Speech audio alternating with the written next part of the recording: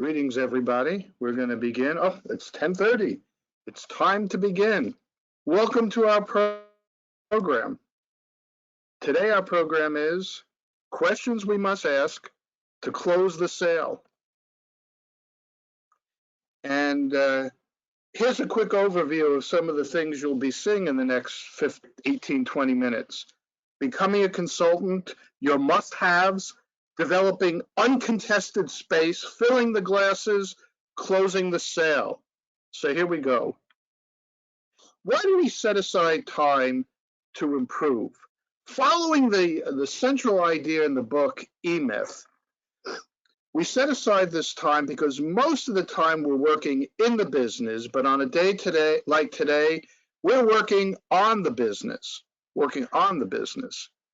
It's a time to be thoughtful.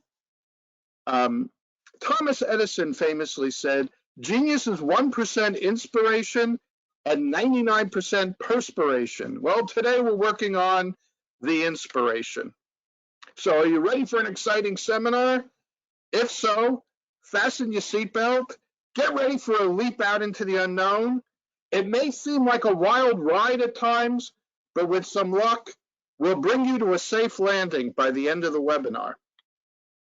Now, one way to think about our webinars, and this is part of a long series of webinars, is that it's an opportunity for us to interrupt the pattern of our thinking. Actually, the last idea that we're going to go through today, the hesitation question, is a major pattern interrupter, but more on that later. You know, it's important to interrupt the pattern of our thinking from time to time, because if we keep on doing what we've always done, we're going to get what we got, right? Now, to prepare for your sales call, you want to have a powerful wow toolbox. Let's look at what might be in your wow toolbox. This is the wow toolbox for an architectural client. What do they have in there? They have hard-hitting messaging. We'll talk a little bit more about that. Hard-hitting messaging with iconic visual metaphors like the smoke jumping team, powerful testimonial letters. We have examples of our work. In this case, you could actually go see. We have risk mitigating strategies and fantastic diagnostic questions, which of course is the subject of today's webinar. Now, once you put together your wow toolbox, you want to organize it to prove your case. Let's look at what goes into proving. We have strong processes which lead to strong statistics, which allow us to give a strong guarantee or promise, which is validated by customer testimonials. Now, all of this is in your wow toolbox, and this is an organization. Let's look at an example. Here's a manufacturing client who makes metal roofs. They have strong processes, so the process is testing incoming material. That leads to strong statistics, 98% customer satisfaction. What we're looking at here is the science of the business. That allows us to make a strong warranty, a guarantee, or a promise, and that's validated by powerful customer testimonials. I would call your attention to the processes and the statistics, which in my experience are untapped, underutilized resources in the selling process.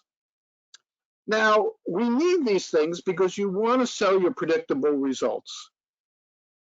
In selling, broadly speaking, there's a vision of how you can make things better. That's in the future. And then there's the certainty. So the prospect's going to be interested in your vision of the future, but they're going to see risk. So if you could sell the certainty at the same time as the vision, you greatly increase the likelihood of closing the sale.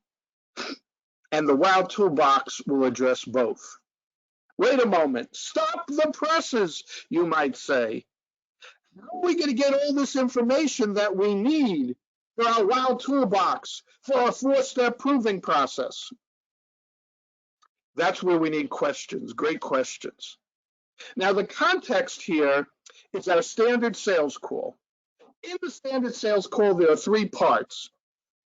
Steps 1 to 7, we set up the serious conversation. We hit a hot buttons of the customer, which will cause them to engage with us in our fact-finding steps, which we're going to focus on as the highlights, this is the essential part of today's webinar.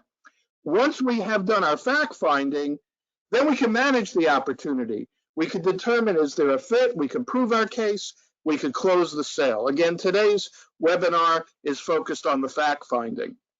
Now, there are 6 levers we could push, broadly speaking, in business development. Introductions, warm introductions, are usually your strongest way to get into an opportunity. The effort you make, do or die, subject for another day. Your bold behavior and the intensity of your messaging, your creativity, the structure, where do you go, how high? Very often salespeople don't go high enough in the organization, and your technique. So today we're focusing on one aspect of technique, which is your questions. So let's look at the items that we're going to go through. First, how do you become a consultant to your prospect? Then, how do you discover the must-haves that you will prove? How do you make sure it's uncontested space? How do you fill the glasses, which means prove your case? And how do you close the sale? All that lies ahead in the next 10 minutes or so. Now, your questions function in the context of the standard sales call like a series of input-output machines. Now, in your early fact finding, and we'll talk about in a minute what goes into that, you might go in looking like a salesperson, but if you do it well, you come out looking like a consultant. If the prospect's not talking at this point the way you need to become armed with market research. So if they're not talking, the market research will gin up the conversation. Usually we don't need that if we've done the process properly. The urgency step is arguably the most important part of the whole process, finding out what is the urgency to the customer. When you start the urgency step, you will go into it, you will know possibly 100 facts about the customer. When you come out of it, you're going to come out with the closing conditions, a unique set of conditions which, when met, result in the sale. And finally, EBR, what is the emotional buyer's response? So the input is your urgency, that's reason, and the output is what does it mean, that's emotion. So these are the things we're going to cover in the time that remains. Step 8, input output. If you do this well, you may go in looking like some silver-tongued devil, but you're going to come out looking like a consultant, hopefully a trusted advisor. Now, there are 3 buckets of questions you should develop. Tell me about your company, your culture. Tell me about yourself, the decision maker. Tell me about your product, your service, the service that you need, and tell me about your competition. Tell me about your competition. Something that you really want to establish in bucket 1 here is that we have core value alignment. And you could go into a sales call knowing that by looking at the website of your prospect, usually in the About section.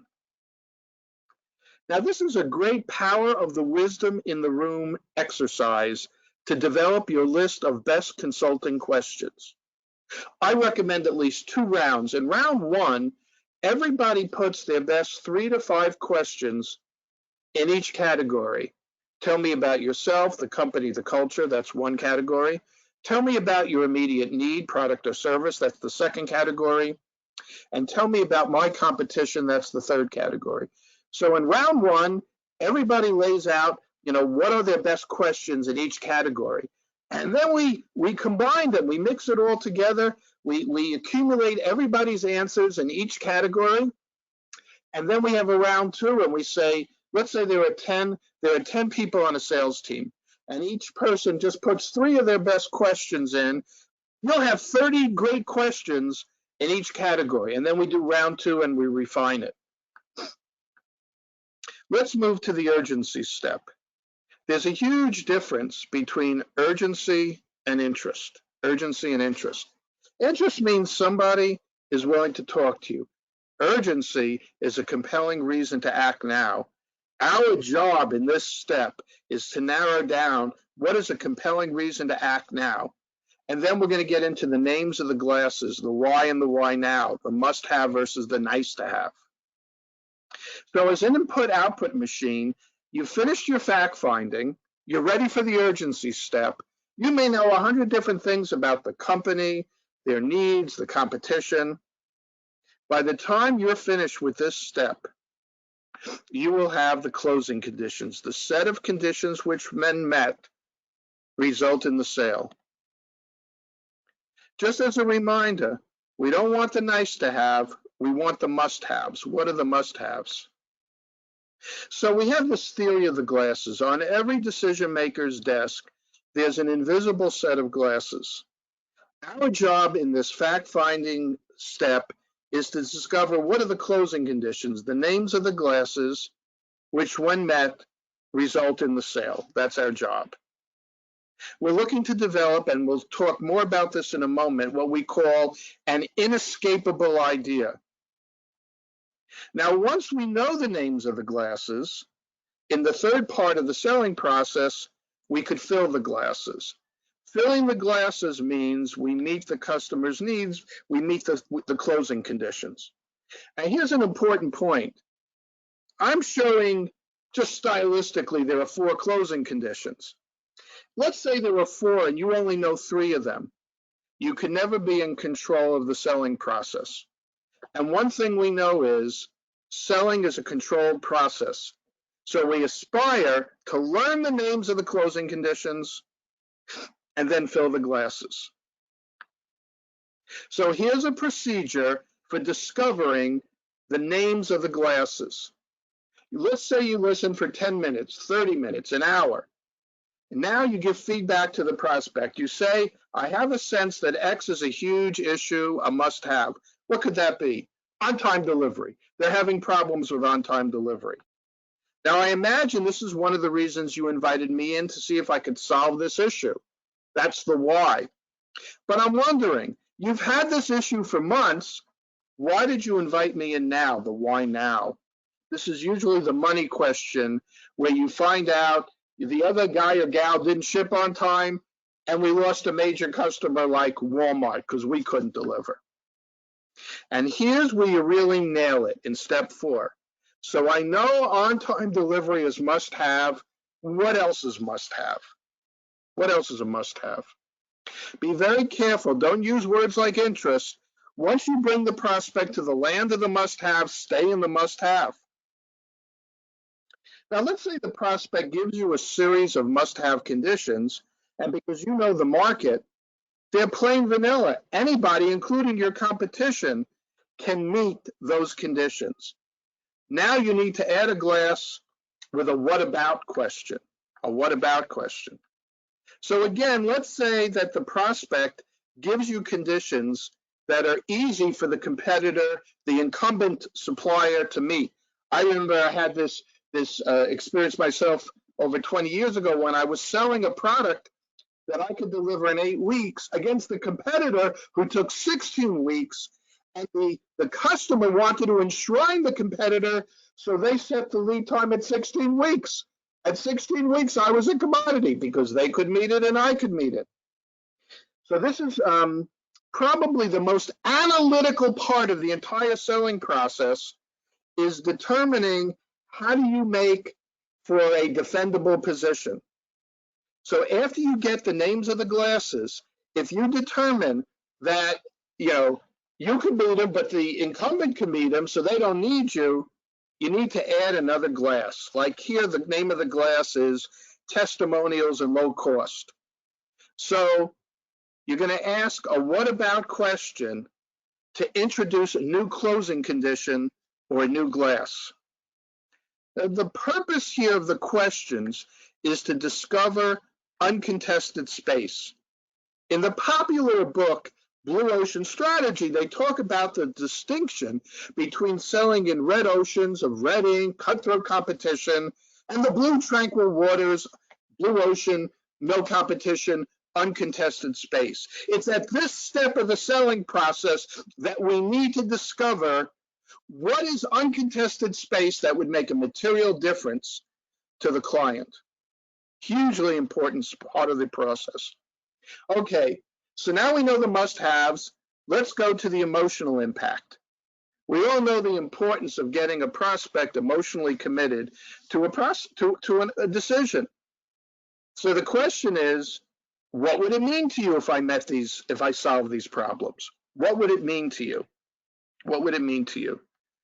Now, that's a very bold question for many salespeople to ask, and not everybody's clear on why we do it. So let's look at an example, the problem or the story of the farmer's tractors. This story takes place after World War II. During the war, most metal went to the war effort, and so factories and farms, the machinery all wore down. Here we have a case of a farmer who has 8 tractors, they're gasoline fired, and they need to replace them. Now they can buy them after the war is over. And a diesel salesperson comes by, somebody who sells a diesel engine tractor, and says, my 5 diesels could do the same work as your 8 gas-fired. Now, this is a huge pickup from a reason point of view. From an understanding point of view, the farmer understands that 5 are better than 8, less workers, less spare parts. But he's comfortable with gasoline, and he's hesitating. So now the wise salesperson says, hey, now we're going to the emotional buyer's response. The wise salesperson said, hey, I noticed that you had a gas pump by your barn. Why is that? And the farmer says, well, of course I had a gas pump. These tractors go at 5-10 miles an hour. I can't drive them into town to gas them up. And then the wise salesperson said, did you ever think that your employees might be helping themselves to some of your gas when you're out in the fields or you go to town? And now the farmer gets enraged and said, those darn employees, they steal from me all the time. So then the wise salesperson says, why don't we make the change from gas to diesel this weekend and not tell anyone? And you need to know, to understand the story, that if you put diesel fuel in a gas engine, you wipe it out. There's no comebacks. So the wise salesperson said, let's make the change from gas to diesel this weekend, not tell anybody. And the farmer said, sold. So what was his motivation? Well, the urgency, the reason was, this is a great economic deal. 5 tractors will do the work of 8. But the emotion was, I'll show those employees. That was the emotional buy-in. Now, when we want to close the sale, when we think we're ready to close the sale, we've proven, we filled the glasses. Are there any Jedi mind tricks, like from that first Star Wars movie, these aren't the droids you're seeking? How do you close? It's time to close the sale. Here's an early lesson in selling that I got. I had learned about the alternate choice close. Do you want it in red or blue? Do you want it today or tomorrow? Do you want to pay cash or charge? And many selling systems tout that as a great way to close. Well, here was my experience and what I learned from my 2-year-old daughter. So my wife, a nurse working on the weekend, I have my daughter, and I have to feed her, and because my wife is a nurse, I have to chart what's going on. It's lunchtime, I'm in holy terror. Am I going to be able to get my daughter to eat lunch? So I prepare lunch, put her in the high chair, put on the bib, and now I ask the alternate choice question. I say, honey, would you like to have your lunch with a fork or a spoon? My daughter thinks for a moment and says a spoon. I go, yes, I got her to eat lunch. And I put a chart note down. Now it's dinner time. I prepare dinner, put my daughter in the high chair, put on the bib, and I say, honey, would you like to eat with a fork or a spoon? And my daughter said, no. And what I learned from that is you could do the alternate choice close once with a 2-year-old, which means if they're not ready to buy, it's a terrible idea to use the alternate choice close. You have to first make sure that you've met all the closing conditions, and then offering a choice like this can make sense. So how do you close the sale? I recommend a 2-question sequence. Hey, it sounds like we have a fit, Mr. or Miss Prospect, right? Because you told me A, B, C were important to you. Those were your conditions. And as we went through, I tested, and you said I met them. So it sounds like we have a fit. Would you agree? That's step number 1. And hopefully the prospect says yes. And then we go to step number 2. Is there anything that would cause you to hesitate in going forward? That's called the hesitation question. Now that's a real pattern interrupter. Why don't you look at that for a moment? Why is that a pattern interrupter? Well, what do buyers love to say? Can I raise my price? No. Would you buy more from me? No. They love to say no. Well, the way this sentence is constructed, no means yes. Is there anything that would cause you to hesitate? No. Sounds like we have a fit? Yes. Any reason to hesitate? No. And then what do you want to do next? Now this is a massive pattern interrupter, and it's a great way to set up closing the sale. So what did we cover today? The importance of your WOW toolbox, which you'll hear more about in a moment. The need to focus using our tools, that is, the tools in the WOW toolbox with the questions we ask. The need to know the must-have questions and a technique for learning your must-haves. How to discover that you have a blue ocean of uncontested space. How do you prove your case? And then closing becomes straightforward with the two-step process. Sounds like we have a fit. Is there any reason to hesitate? Well, we all know Rome wasn't built in a day. Thanks for joining us today. You might want to think for a moment and jot down what were your takeaways, if any, and then I have a last announcement to share with you. What were your takeaways?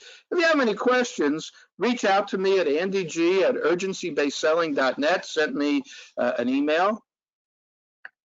And here's our announcement. Our webinar in a month on June 7th at 10:30 is creating more wows. How do you create more wows and earn the right to bolder behavior? Well, that's it for today. Thanks for joining us. Hope you have a great month, and write to me if you have any questions. Bye now.